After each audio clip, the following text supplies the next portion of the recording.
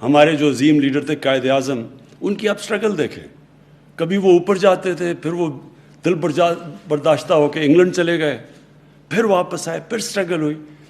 تو یہ جو آزادی کی سٹرگل ہے، چاہے آپ مافیا سے آزاد ہو رہے ہوں یا ایک کرپٹ نظام سے آزاد ہو رہے ہوں، یہ جد و جہد کا نام ہے. یہ کبھی بھی ایسے نہیں ہوتا کہ ایک دم آپ آزاد ہو جاتے ہیں. جو ابھی جس جگہ پاکستان کھڑا ہے، ایک بہت، میں سمجھتا ہوں کہ 1947 کے بعد یہ ایک بہت بڑی سٹرگل چل رہی ہے پاکستان کا نظام بدلنے کے لیے، مافیاز سے اپنے آپ کو آزاد کرنے کے لیے. ہر جگہ مافیاز بیٹھے ہوئے ہیں، ہر جگہ ان کی کوشش ہے کہ کسی طرح یہ گورنمنٹ فیل ہو تاکہ وہ پھر اسی طرح ایک کرپٹ نظام سے فائدہ اٹھاتے رہیں. تو اپنی قوم کے لیے، اپنی ٹیم کے لیے، یہ جو آج پاکستان سٹرگل کر رہا ہے، یہ سب سے امپورٹنٹ سٹرگل ہے پاکستان کی فیوچر کے لیے، اپنے آنے والی جنریشنز کے لیے، ہماری نسلوں کے لیے بڑی امپورٹنٹ سٹرگل ہے. یہ سٹرگل ہے رول آف لاء کی، قانون کی حکمرانی کی سٹرگل. یہ سب سے یہ جو قانون کی حکمرانی کی سٹرگل ہے، اس سے ہی ایک معاشرہ بدلتا ہے. جب یہ طاقتور کو قانون کے نیچے لے کے آتا ہے، وہ دنیا کی تاریخ اٹھا کے دیکھ لیں، وہ معاشرہ اوپر جاتا ہے.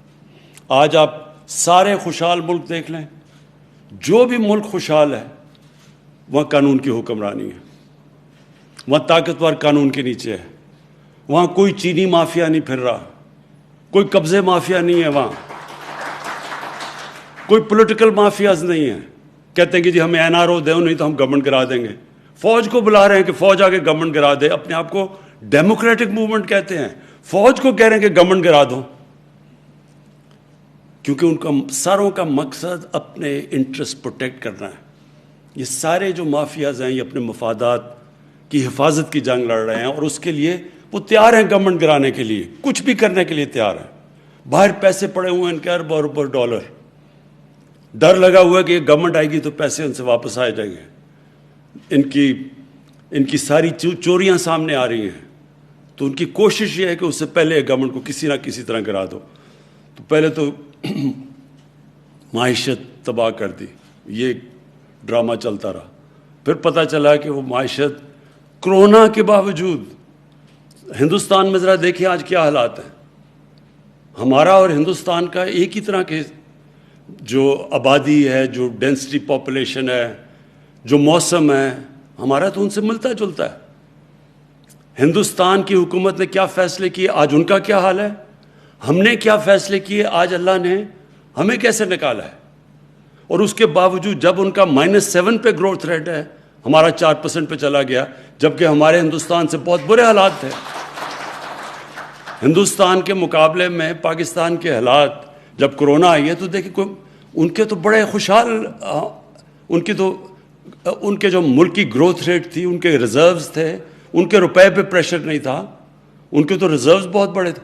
ان کے مقابلے میں دیکھیں کہ پاکستان نے کس طرح یہ ایک سال، پہلا سال سٹیبلائز کرنے میں لگایا، دوسرا سال کرونا آ گئی، کرونا سے پھر اپنے لوگوں کو بھی بچانے کی کوشش کی، اپنی معیشت کو بھی بچانے کی کوشش کی. اور اللہ کا شکر ہے، کوشش انسان کرتا ہے، کامیابی اللہ دیتا ہے. تو جو آج جدھر ہم کھڑے ہیں اور جدھر آگے ہم جا رہے ہیں، اب میرا ایمان ہے کہ جو سب سے مشکل وقت تھا اس سے ہم نکل گئے ہیں.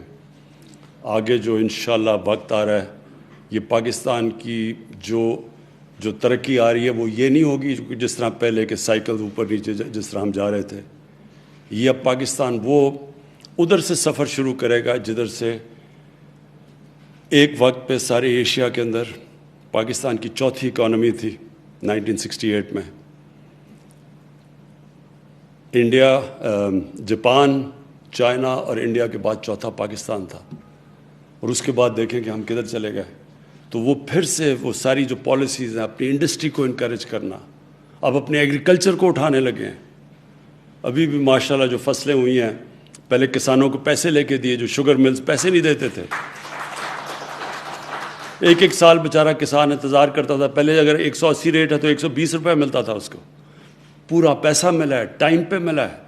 اس پیسے کو کسان نے اپنی زمین میں لگایا. ریکارڈ پیداوار آئی ہے. اور جب کسان پیسہ بناتا ہے تو وہ لنڈن میں مے فیئر میں فلیٹ نہیں لیتا, وہ اپنی زمین پہ پیسہ لگاتا ہے, ملک کو خوشحال کرتا ہے. انشاءاللہ اب کسانوں کے لیے جو ہم پیکج لے کے آ رہے ہیں, انشاءاللہ آپ دیکھیں گے کہ پہلے یہ 60s میں جو صحیح معنی میں ایک دفعہ جو آئی تھی گرین ریولوشن, ایک کسانوں کے لیے اور دوسرا انڈسٹری کے لیے. پھر جو اسپیشل اکنامک زونز ہیں جو ہمارے چائنا کے ساتھ اب سی پیک کا جو فیز اگلے فیز میں جا رہے ہیں, ان کی انشاءاللہ انڈسٹریز کی ری لوکیشن ہماری اسپیشل اکنامک زونز, تاکہ ہم ایکسپورٹس اپنی بڑھائیں.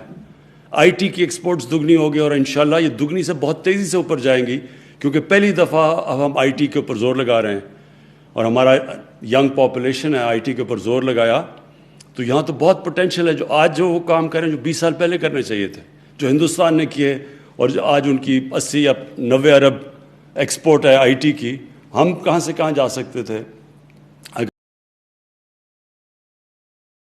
اگر ہم یہ پہلے جو اب ہم چیزیں کر رہے ہیں. اس کے بعد 10 ڈیمز بن رہی ہیں پاکستان میں, پہلی دفعہ واٹر سٹوریج کے اوپر زور لگایا, کلین انرجی کے اوپر. ہمارے پاس 50,000 میگا واٹ کا ہمیشہ پوٹینشیل تھا ہائیڈرو الیکٹرسٹی کا, لیکن کسی نے کیونکہ اگلے الیکشنز کا سوچتے تھے, کسی نے ڈیمز کا نہیں سوچا.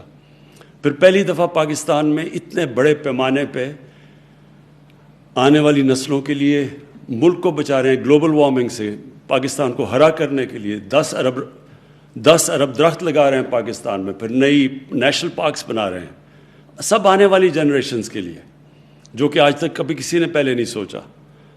اور انشاءاللہ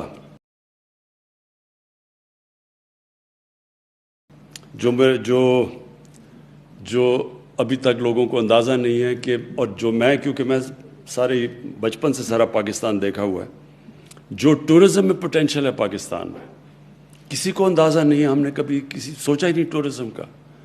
جو اللہ نے یہاں خوبصورتی دی ہے, جو ڈائیورسٹی دی ہے, جو کہ 12 کلائمیٹک زونز ہیں پاکستان کے, کسی کو ہمارے اپنے لوگوں کو نہیں اندازہ. اگر آپ کے لنڈن میں سارے بزنسز بچے اور چھٹیاں اور عیدیں گزاریں, آپ کو کیا پتا کہ پاکستان میں اللہ نے کیا کیا نعمتیں دی ہیں.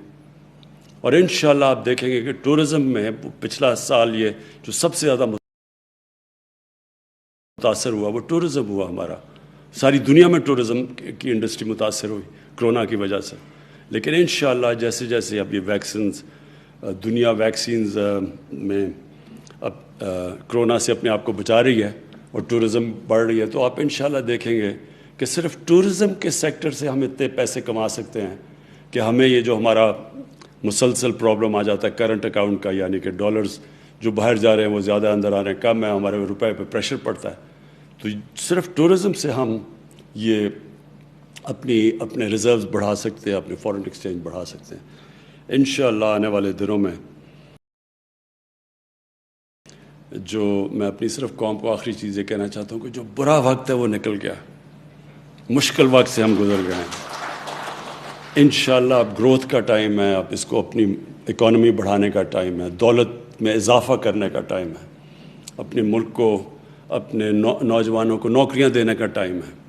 ہمارے جو کنسٹرکشن انڈسٹری ہے پاکستان کی تاریخ میں سب سے زیادہ پہلی دفعہ جو انسینٹیوز دیے گئے وہ کنسٹرکشن کو دیے گئے ہیں.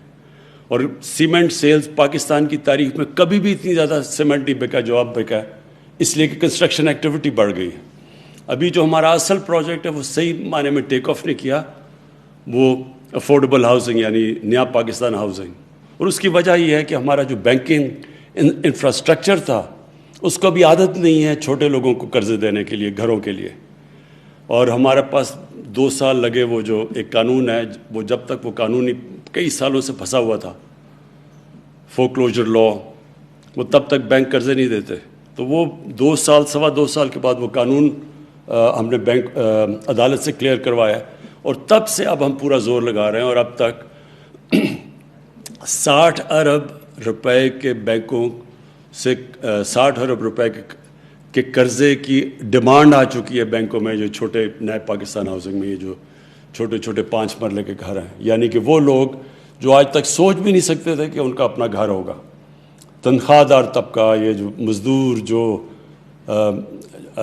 گریڈ 4 پہ کام کرنے والے, سرکاری نوکر, جو پولیس والے, یہ کوئی بھی ویلڈر میکینکس یہ کبھی اپنا سوچ نہیں سکتے تھے کہ ان کے پاس اتنا پیسہ گیا گھر بنانے کا. لیکن یہ جو ہمارا نیا پروجیکٹ ہے کہ جو آپ کرایہ دے رہے ہیں, جو لوگ 15-20 ہزار کرایہ دیتے ہیں, وہی قسطوں میں چلا جائے گا اور گھر بھی اپنا بن جائے گا. یہ پہلی دفعہ پاکستان میں انشاءاللہ شروع ہو رہا ہے. اور یہ اس کے اوپر ہم اور بھی طریقے لے کے آ رہے ہیں. بینکوں کے علاوہ ایسے فائنانس ہاؤسز لے کے آ رہے ہیں, یہ شوکت ترین ابھی کرنے لگے ہیں, تاکہ وہ صرف اور صرف ان کا کام ہی ان بینکس کا ہاؤسنگ کے لیے قرض دینے کے لیے. تو یہ بھی ایک, یہ جب ٹیک آف ہو جائے, یہ ایک اور چیز ہے جس سے سب سے زیادہ روزگار شہروں میں ملتا ہے جب کنسٹرکشن انڈسٹری چلتی ہے. کیونکہ کنسٹرکشن جب چلتی ہے تو 30 اور انڈسٹریز اس کے ساتھ جڑی ہوئی ہیں, تو سارا ایک پورا معیشت اٹھ جاتی ہے اس کی وجہ سے. تو انشاءاللہ آنے والے دنوں میں آپ سب دیکھیں گے کہ جو مشکل وقت میں لوگوں کو مشکلات کا سامنا کرنا پڑا, جو حالات مشکل تھے, بے روزگاری تھی, IMF کا بھی پروگرام تھا جس سے ٹائٹ کیا ہوا تھا انہوں نے, اس کے بعد کرونا بھی تھا, انشاءاللہ آنے والے دنوں میں اپنی قوم کو میں اور خوشخبری دیتا جاؤں گا. شکریہ. لودھران تا ملتان شاہراہ کی اپ گریڈیشن و بحالی کا منصوبہ. وزیر اعظم عمران خان کا سنگ بنیاد کی تقریب سے خطاب. وزیر اعظم نے کہا کہ منصوبے پر NHA اور وزارت مواصلات کو مبارکباد دیتا ہوں. حکومت سنبھالی تو پہلے ہفتے